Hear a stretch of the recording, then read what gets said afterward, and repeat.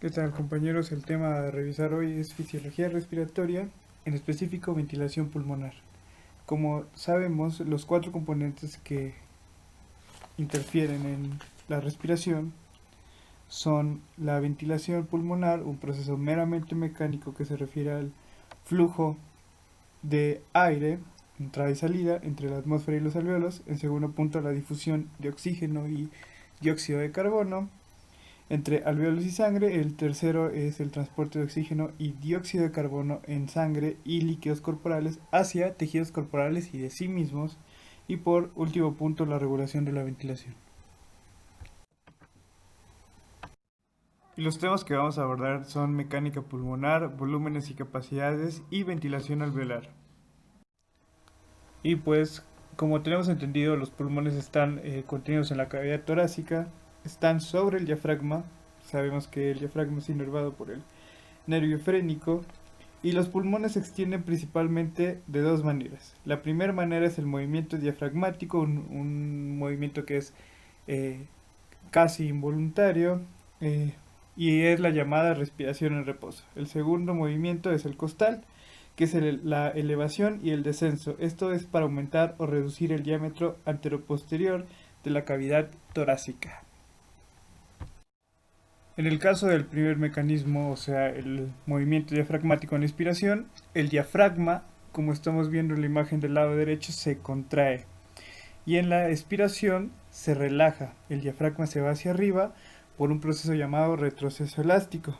En la respiración forzada, las fuerzas elásticas suelen no ser suficientes. Por lo tanto, principalmente se consigue una fuerza adicional por los músculos abdominales. Y en el caso del movimiento costal, cuya su principal función es elevar la caja torácica a través de los músculos inspiratorios. ¿Cuáles son estos músculos inspiratorios? Pues los intercostales externos, el esternocleidomastoideo, los escalenos, los serratos anteriores. Y pues los músculos que son los expiratorios, o sea que se encargan de tirar hacia abajo de la caja costal, son los intercostales internos y rectos del abdomen. Como podemos ver en la imagen del lado derecho, en la inspiración se caracteriza por un aumento del diámetro anteroposterior. Se contrae el diafragma y se eleva la caja torácica. Y en el caso de la imagen del lado izquierdo, que es la expiración, pasa lo contrario. Disminuye el diámetro anteroposterior, se relaja el diafragma y vuelve a su posición la caja torácica. Hablemos de presiones. En este caso, aquellas que originan el movimiento de entrada y salida de aire en los pulmones. Y para empezar tenemos la presión pleural, que es la presión de líquido que está contenido en este delgado espacio entre la pleura pulmonar y la pleura de la pared torácica, que al comienzo de la inspiración, como vemos en la gráfica, es de aproximadamente menos 5 centímetros de agua y al final llega a ser hasta de menos 7 centímetros de agua. Tenemos por segundo caso la presión alveolar, que se utiliza como nivel de referencia cero, que son iguales a la presión atmosférica. En este caso, partiendo de esto, en la cuestión de la inspiración normal alveolar, disminuye hasta aproximadamente menos 1 centímetro de agua la presión. Esto quiere decir que tiene la suficiente presión para arrastrar 0.5 litros de aire en tan solo 2 segundos, y durante la expiración la presión alveolar aumenta hasta 1 centímetro de agua, lo que fuerza la salida de 0.5 litros. Por último caso tenemos la presión transpulmonar, que es la diferencia entre la presión alveolar y pleural, que es una medida de fuerza elástica que tienden durante el colapso, o sea, la presión del retroceso. La compilancia pulmonar es este alargamiento o extensión de una estructura determinado por su cambio de volumen en relación con la presión. Esto está determinado por dos factores. El primero son las fuerzas propias del tejido pulmonar, que a su vez depende de las fibras de elastina y las fibras de colágeno, y el segundo es la tensión superficial. En síntesis, al aumentar la presión intrapulmonar 1 centímetro de agua, los pulmones incrementan en 200 mililitros su volumen después de 10 a 20 segundos. Que esto se traduce en que la distensibilidad de los pulmones normalmente. Como podemos ver en la imagen inferior derecha, en el interior del alveolo existen moléculas de agua y entre ellas existe una atracción intensa, y estas al contraerse intentan expulsar el aire que está contenido dentro del alveolo. A su vez, ellas están reguladas por el surfactante que reduce la tensión superficial, y este surfactante está compuesto por fosfolípidos, proteínas, iones como es el calcio. Este surfactante es producido por los neumocitos tipo 2, que son células epiteliales alveolares tipo 2, y esto constituye el 10% del área superficial alveolar. Y gracias a este surfactante es el porqué el alveolo no se colapsa. Como vemos en la imagen, si se bloquearan estos conductos alveolares, la tensión superficial tendería a colapsarlos, generando una presión positiva en los alveolos. Y eso se puede explicar mediante la ley de Laplace, o calcular, mejor dicho. Para un alveolo de tamaño medio, esta presión es de aproximadamente 4 centímetros de agua. Pero ¿qué es lo que pasaría si tuviéramos estos alveolos tapizados por agua pura? Pues la presión sería 4.5 veces mayor. Entonces, aquí vemos la importancia del surfactante en la reducción de la tensión superficial alveolar, por lo tanto también en el esfuerzo necesario para que los músculos respiratorios expandan estos pulmones.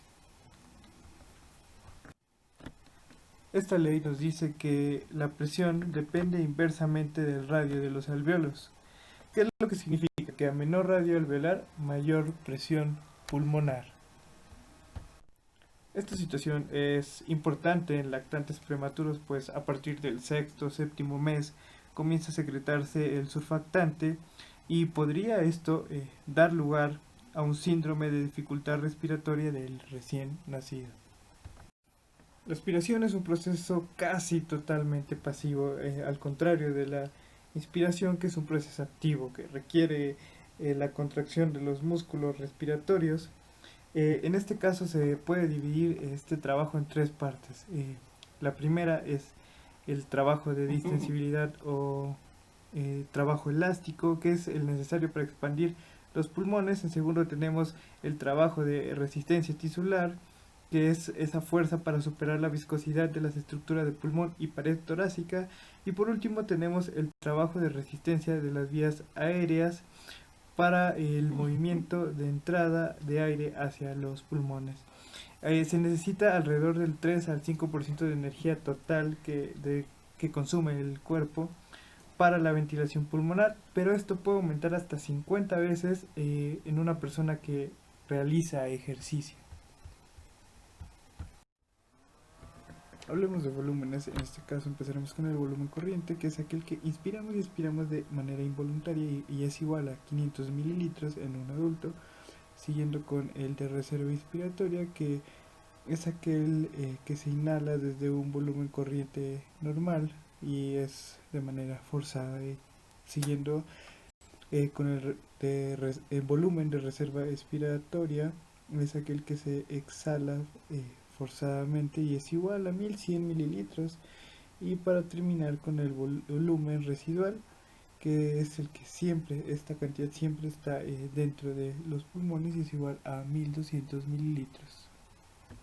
Y respecto a capacidades, tenemos la inspiratoria, que es aquella que se inspira de manera normal hasta una máxima distensión de los pulmones, y la sumatoria del volumen corriente más el volumen de reserva inspiratoria igual a 3500 mililitros, siguiendo con el residual funcional, que es aquel que queda en los pulmones al final de una inspiración normal, y es la sumatoria del volumen de reserva inspiratorio más el volumen residual, que sería igual a 2300 mililitros. Y por último, la capacidad vital, que es la sumatoria del volumen de reserva inspiratoria más el volumen corriente más el volumen de reserva expiratoria, Y esto es todo lo que se inhala y exhala de manera voluntaria y sería igual a 4600 mililitros. Perdón. Y por último, como observamos en la gráfica, el volumen pulmonar total, que es el volumen máximo que se puede obtener con un máximo esfuerzo posible de, y pues es la sumatoria de la capacidad vital más el volumen residual y sería igual a 5800 mililitros. El volumen respiratorio por minuto es la cantidad de aire que pasa hacia las vías aéreas pues por cada minuto, y se calcula multiplicando la frecuencia respiratoria por el volumen corriente en un individuo en condiciones normales.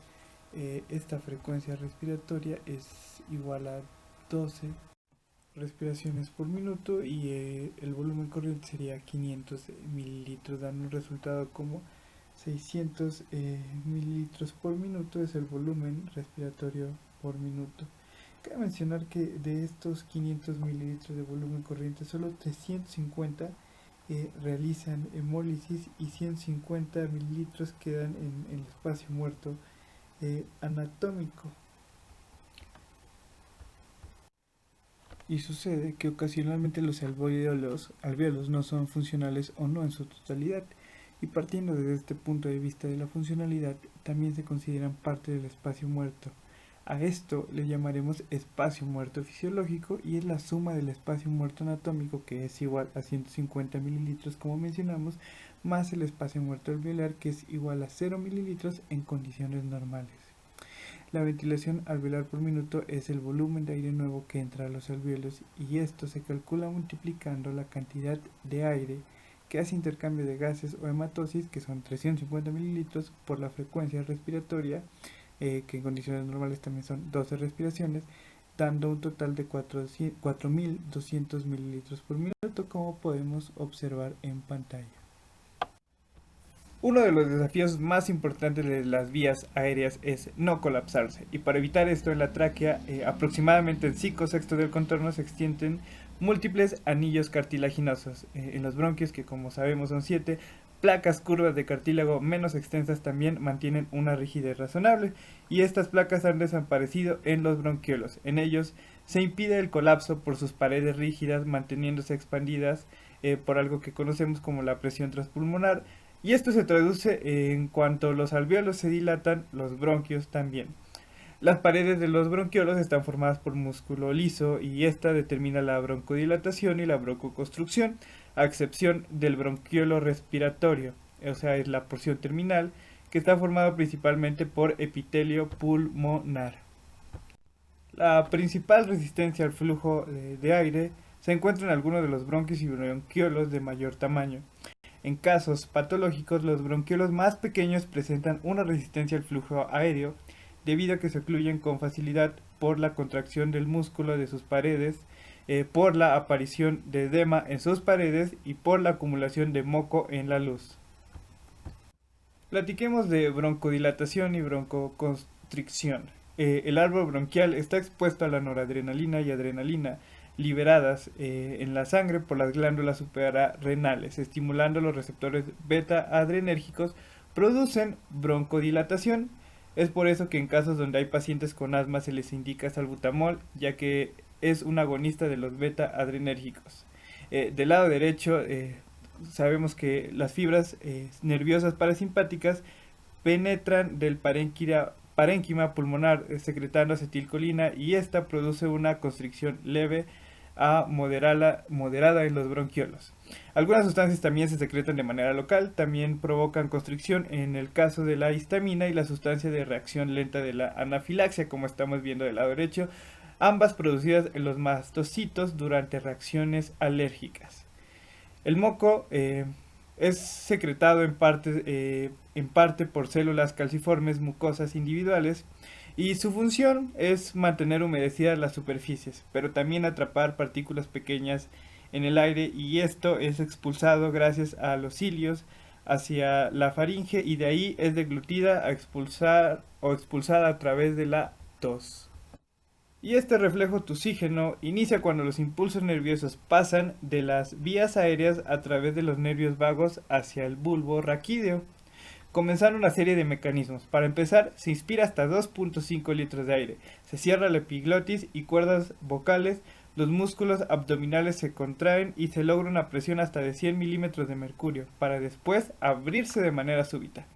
El reflejo del estornudo es similar al reflejo tusígeno, pero la úvula desciende para permitir el paso de grandes cantidades de aire. Si algún estímulo irrita las vías aéreas nasales superiores, se produce y este impulso pasa a través del quinto par craneal hacia el bulbo raquídeo donde se desencadena el reflejo. Entre las funciones normales de la nariz y las cavidades nasales está el calentar el aire, humidificarlo casi completamente y filtrarlo parcialmente. Como sabemos existen unas pequeñas vellosidades, unos pequeños pelitos que existen en las narinas, son muy importantes para obstruir partículas de gran tamaño. Por eso casi no llegan partículas mayores de 6 micras de diámetro a los pulmones. Partículas entre 1 y 5 micras se depositan en los bronquiolos y partículas menores a 1 micra se difunden contra las paredes de los alvéolos. Las partículas que quedan atrapadas en ellos, en los alvéolos, son eliminadas por los macrófagos alveolares y otras por los linfáticos pulmonares. Y bueno, eso sería todo por el día de hoy. Y eso es todo en esta ocasión. Muchas gracias.